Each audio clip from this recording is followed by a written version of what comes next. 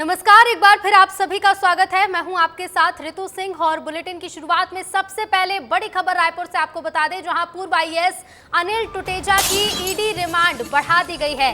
6 मई तक अनिल टुटेजा की रिमांड बढ़ी है। बड़ी खबर रायपुर से बता दें, पूर्व आईएएस अधिकारी अनिल टुटेजा की रिमांड बढ़ा दी गई है। अब 6 मई तक ईडी की रिमांड पर रहेंगे अनिल टुटेजा।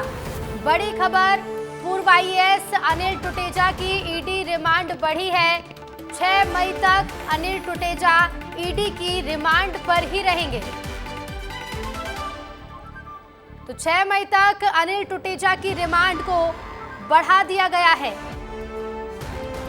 और इसी खबर पर ज्यादा जानकारी के साथ संवाददाता रवि मीरी सीधे लाइव जुड़ रहे हैं। रवि, मुश्किलें और बढ़ गई, अब 6 मई तक ईडी की रिमांड पर ही रहेंगे अनिल टुटेजा।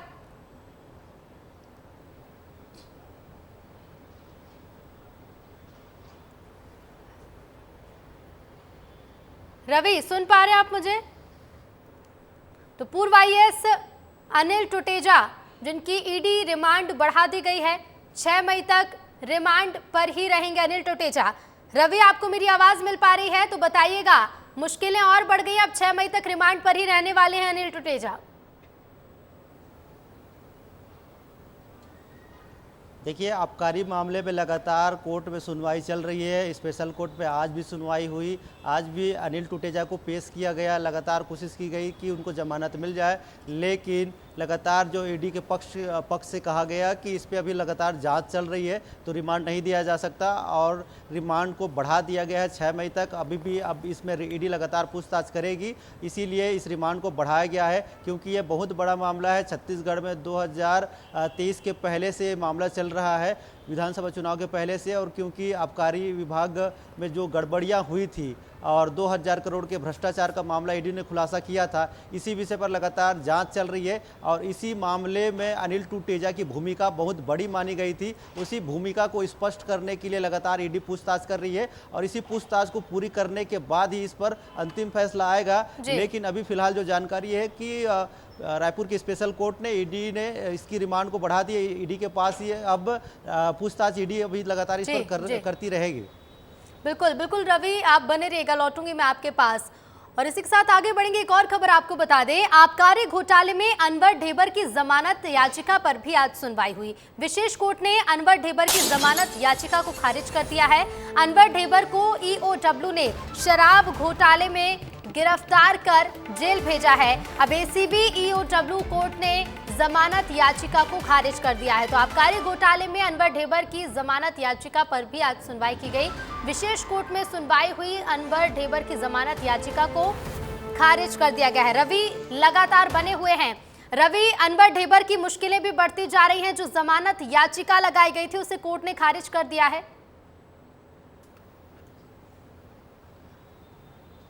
देखिए, अनवर ढेबर लगातार जेल के चक्कर काट रहे हैं और पिछले 1 साल से उनके साथ यही प्रक्रिया चल रही है।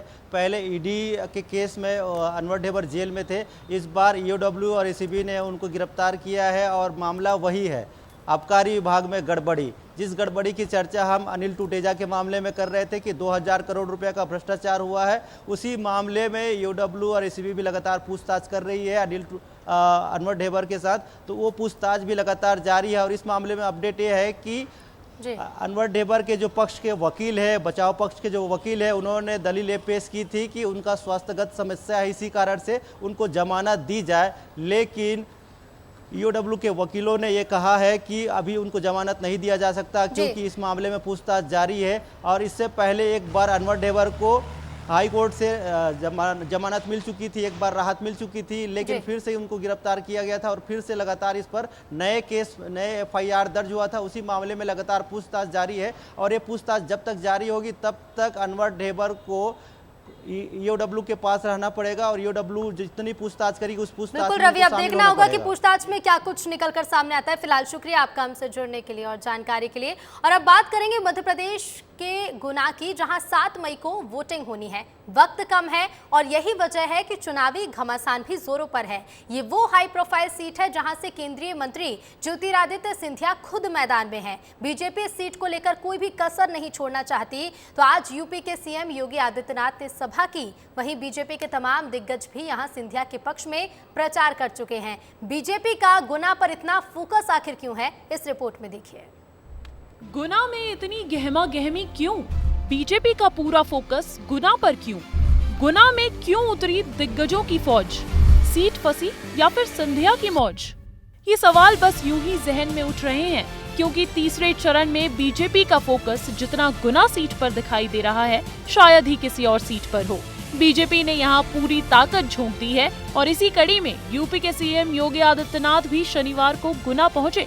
अशोकनगर में चुनावी सभा को संबोधित किया और सिंधिया की तारीफ में कसीदे पढ़े। उनके पास विकास का एक विजन है। आजादी के पहले से लेकर के 2014 तक देश के अंदर केवल 74 एयरपोर्ट थे और उन्होंने पिछले 5 वर्ष के अंदर 150 से ऊपर ये संख्या पहुंचा दी। 150 से अधिक एयरपोर्ट और प्रधानमंत्री जी के सपने को साकार कर दिया कि हवाई चप्पल पहनने वाला भी हवाई जहाज की यात्रा करेगा। हमारा विकास का सारथी तो ऐसे ही होना चाहिए। इस दौरान सीएम योगी ने मोदी सरकार की जमकर तारीफ की तो कांग्रेस को भी जमकर घेरा, क्योंकि ये नया भारत है, छेड़ता नहीं है, लेकिन अगर कोई छेड़ता है तो फिर छोड़ता भी नहीं है।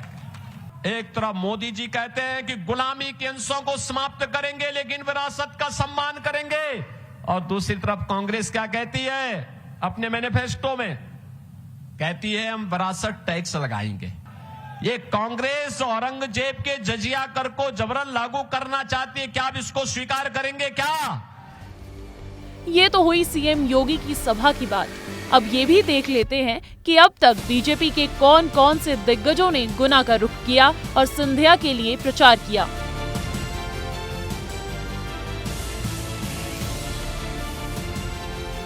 अब आप समझ सकते हैं कि गुना बीजेपी के लिए कितनी अहम है और इसमें कोई दो राय नहीं, क्योंकि यहाँ से मोदी सरकार के कद्दावर मंत्री ज्योतिरादित्य सिंधिया मैदान में है। ये वही सिंधिया है जिन्होंने 2020 में बीजेपी की सरकार बनवाने में अहम भूमिका निभाई थी और शायद 2019 के चुनाव से भी बीजेपी सबक ले रही है। यही वजह है कि बीजेपी ने यहाँ दिग्गजों की फौज उतार दी, क्योंकि बीजेपी किसी भी सीट पर कोई कसर नहीं छोड़ना चाहती। ब्यूरो रिपोर्ट, विस्तार न्यूज। इंदौर हाईकोर्ट की डबल बेंच ने कांग्रेस के वैकल्पिक प्रत्याशी मोती सिंह पटेल की अपील शनिवार दोपहर में खारिज कर दी है। कांग्रेस के अधिकृत प्रत्याशी रहे अक्षय कांति बम की नाम वापसी के बाद मोती सिंह ने कांग्रेस की ओर से उम्मीदवारी की अपील की थी। जस्टिस एस.ए. धर्माधिकारी की खंडपीठ में शुक्रवार दोपहर पटेल की अपील पर सुनवाई हुई, जिसके बाद फैसला सुरक्षित रख लिया गया था। और छत्तीसगढ़ कांग्रेस में राष्ट्रीय प्रवक्ता राधिका खेड़ा को लेकर उठा विवाद थमने का नाम नहीं ले रहा। बीजेपी लगातार खेड़ा के समर्थन में खड़ी हुई नजर आ रही है और कांग्रेस को घेर रही है, तो वहीं कांग्रेस ने पूरे मामले की रिपोर्ट एआईसीसी को सौंप दी है, लेकिन सियासत है कि रुकने का नाम ही नहीं ले रही। खत्म होगा कांग्रेस का बखेड़ा, बीजेपी ने कांग्रेस को फिर उधेड़ा। छत्तीसगढ़ कांग्रेस में राधिका खेड़ा को लेकर शुरू हुआ बखेड़ा रुकने का नाम नहीं ले रहा है। कांग्रेस मामले को शांत करने की कोशिश करती है, लेकिन बीजेपी धीरे धीरे आग में घी डालने का काम कर रही है। बीजेपी नेता राधिका खेड़ा के समर्थन में आ गए हैं। छत्तीसगढ़ सरकार में मंत्री केदार कश्यप ने इस घटना की निंदा की है। उन्होंने कहा है कि बीजेपी सरकार महिलाओं के लिए कानून स्थापित करती है। राधिका खेड़ा छत्तीसगढ़ के किसी भी थाने में जाएं और रिपोर्ट लिखवाएं, बीजेपी सरकार उनके साथ न्याय करेगी। वहीं पूर्व मंत्री अजय चंद्राकर ने कहा कि पूरा छत्तीसगढ़ जानता है कि एक महिला के साथ अपमानजनक व्यवहार हुआ है। ये सब कांग्रेस की संस्कारहीनता है। राधिका खेड़ा छत्तीसगढ़ के किसी भी थाने में जाए और वहां जाकर के रिपोर्ट लिखवाए, भारतीय जनता पार्टी की सरकार उनके साथ में न्याय करेगी। पूरा छत्तीसगढ़ जानता है कि एक महिला के साथ कांग्रेसियों ने अपमानजनक व्यवहार किया है और वो इतनी असुरक्षित हो गई कि प्रदेश कांग्रेस अध्यक्ष के पास वो अकेले नहीं गई, अपने माताजी को लेके गई। तो ये तो संस्कारहीनता है कांग्रेस की। राधिका खेड़ा से विवाद के मामले में कांग्रेस चौतरफा से घिरी हुई है। एक तरफ अपनों की तरफ से चुनौती मिल रही है तो दूसरी तरफ बीजेपी पीछा नहीं छोड़ रही है। खेड़ा पर हो रही सियासत के बीच पीसीसी चीफ दीपक बैज ने पूरे मामले की रिपोर्ट एआईसीसी को सौंप दी है। दीपक बैज का कहना है कि सभी से 1-to-1 चर्चा कर रिपोर्ट सौंपी है, जिस पर एआईसीसी को फैसला करना है। एआईसीसी ने रिपोर्ट मांगी थी, इसलिए मैंने सभी लोगों से 1-to-1 चर्चाएं की और एआईसीसी को रिपोर्ट मैंने भेज दिया। अब तो एआईसीसी को फैसला करना है, मैंने अपनी रिपोर्ट भेज दी। इधर दीपक बैज ने मंत्री केदार कश्यप के बयान पर भी पलटवार करते हुए बीजेपी को अपने गिरेबा में झांकने की सलाह दी है। उन्होंने कहा कि हमारे घर का मामला है, हम सुलझा लेंगे। भारतीय जनता पार्टी पहले अपने गिरेबा में झांके, फिर दूसरी पे उंगली उठाए। कांग्रेस पार्टी घर का मामला है, हम घर में बैठ के सुलझाएंगे। भारतीय जनता पार्टी की मदद लेने की आवश्यकता नहीं है। अब देखना होगा कि कांग्रेस इस मामले को कैसे सुलझाती है, एआईसीसी रिपोर्ट पर क्या कार्रवाई करती है, या फिर राधिका खेड़ा के मामले में जारी ये सियासत इसी तरह बादस्तूर जारी रहेगी। ब्यूरो रिपोर्ट, विस्तार न्यूज।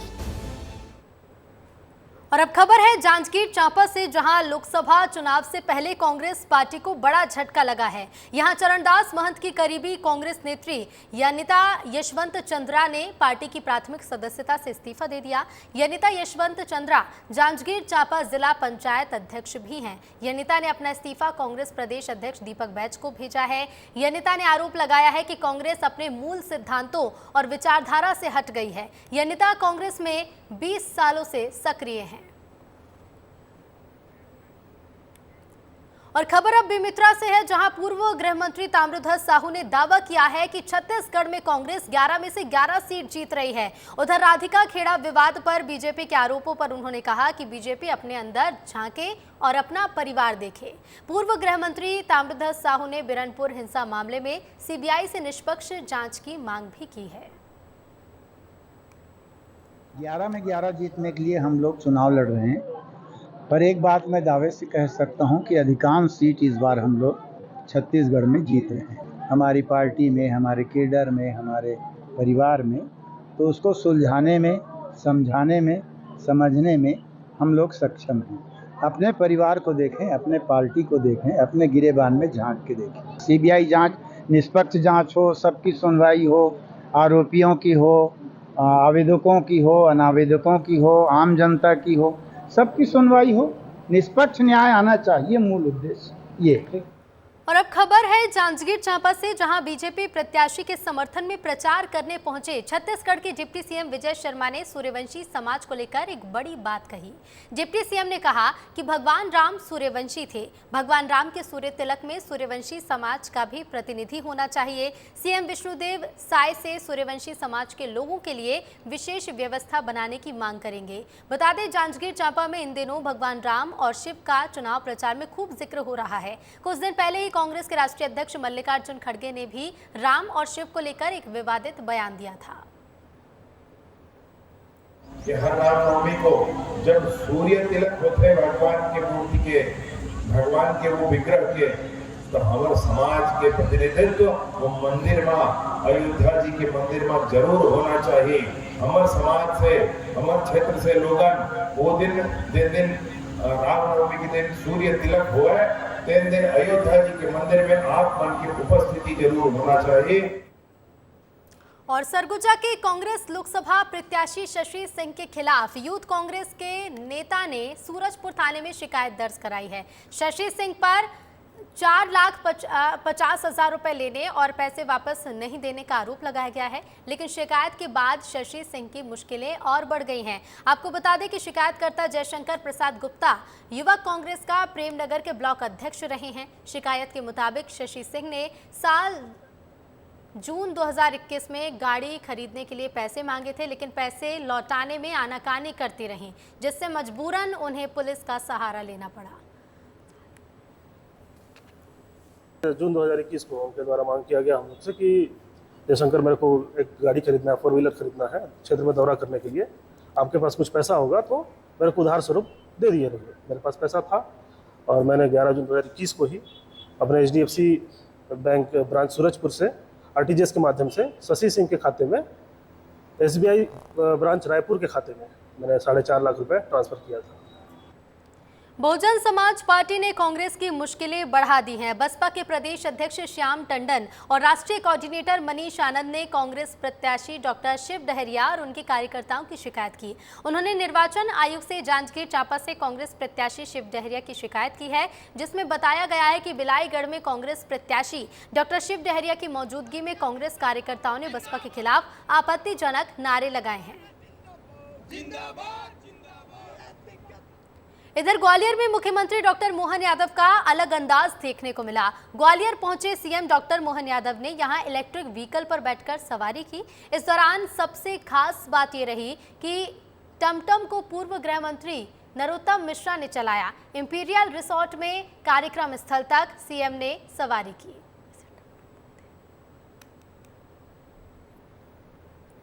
चुनावी माहौल है और ऐसे में नेताओं का अलग अंदाज देखने को मिल रहा है। चंदेरी में बीजेपी के लोकसभा प्रत्याशी और केंद्रीय मंत्री ज्योतिरादित्य सिंधिया का एक वीडियो सामने आया, जिसमें वो जनसंपर्क के दौरान गाड़ी के ऊपर चढ़कर डांस करते हुए नजर आ रहे हैं।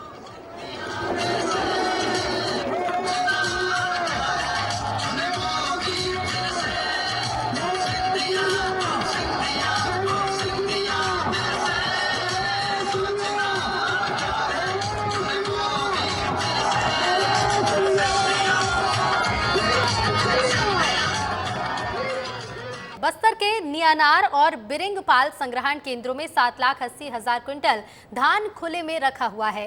दंतेवाड़ा, सुकमा और बीजापुर जिले के धान खरीदी केंद्रों से लाकर धान को यहां रखा गया है और संग्रहण केंद्र के संचालकों ने धान को सुरक्षित करने के लिए उसे पैक कर दिया है। संग्रहण केंद्र संचालकों को अब धान की सूखने का डर सताने लगा है, तो वहीं प्रशासन की ओर से जल्द ही दोनों ही संग्रहण केंद्रों से पूरा धान उठाव कराने का दावा भी किया जा रहा है।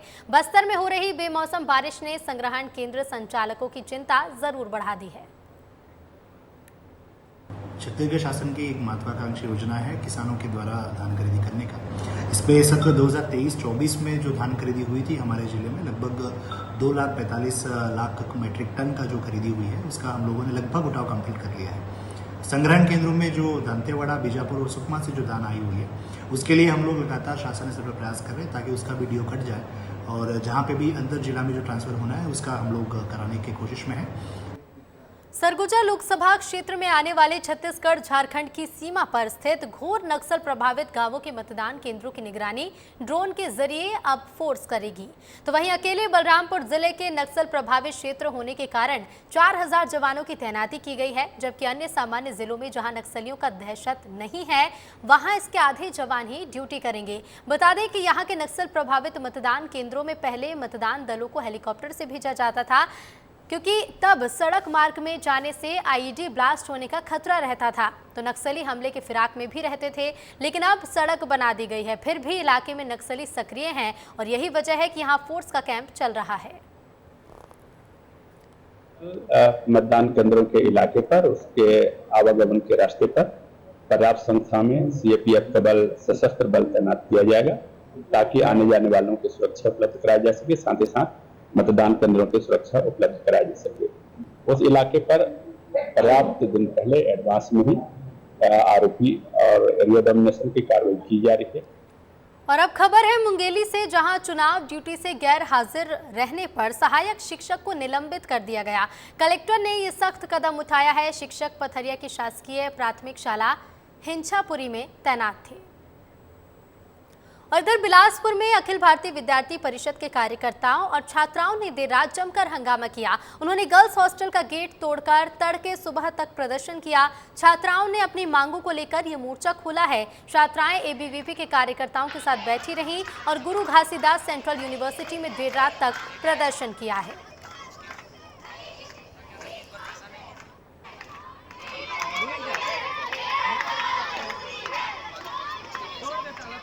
उज्जैन के नागदा में चोरों ने 26 लाख रुपए के सोने चांदी के गहनों के साथ 5 लाख रुपए नगद पर हाथ साफ कर दिया। चोरों ने दिन दहाड़े इस वारदात को अंजाम दिया है। शहर के मुख्य मार्ग पर दिन दहाड़े हुई इस वारदात के बाद कई तरह के सवाल भी उठ रहे हैं। बताया जा रहा है कि जवाहर मार्ग पुराना बस स्टैंड में रहने वाला सकलेचा परिवार शुक्रवार सुबह एक पारिवारिक कार्यक्रम में शामिल होने इंदौर गया था। जब परिवार के सदस्य वापस लौटे तो घर के दरवाजे पर ताला टूटा मिला। घर से तमाम गहने और रुपए चोरी हो गए थे। ग्वालियर में बदमाश बेखौफ हो चले हैं। महज 2 घंटे के अंदर शहर में लूट की 2 वारदातों को बदमाशों ने अंजाम दिया है। एक जगह पर एक महिला की सोने की चेन तो दूसरे से कान के टॉप्स छीन लिए गए। ये दोनों वारदातों को बाइक सवार बदमाशों ने अंजाम दिया। दोनों मामले विश्वविद्यालय थाना और बहुड़ापुर थाना क्षेत्र के बताए जा रहे हैं। वारदात के बाद फरार हो रहे बदमाशों की तस्वीरें सीसीटीवी में कैद हुई हैं, तो वहीं पुलिस मामले की जांच कर रही है। और इधर कोरबा में एक बार फिर रफ्तार का कहर दिखा, जहां कोरबा में रेलिंग तोड़कर ट्रेलर नहर में जा घुसा। बताया जा रहा है कि युवक को बचाने के चलते यह हादसा हुआ था, तो वहीं ड्राइवर ने कूदकर अपनी जान बचाई। सर्वमंगला चौकी क्षेत्र का पूरा मामला बताया जा रहा है। और अब खबर है बुरहानपुर से, जहां बस स्टैंड पर एजेंट्स के बीच जमकर विवाद हुआ। विवाद सवारी बैठाने को लेकर हुआ है। बाद में मौके पर पहुंची पुलिस एजेंट्स को अपने साथ थाने ले गई, जहां समझाइश देकर सभी को छोड़ दिया गया।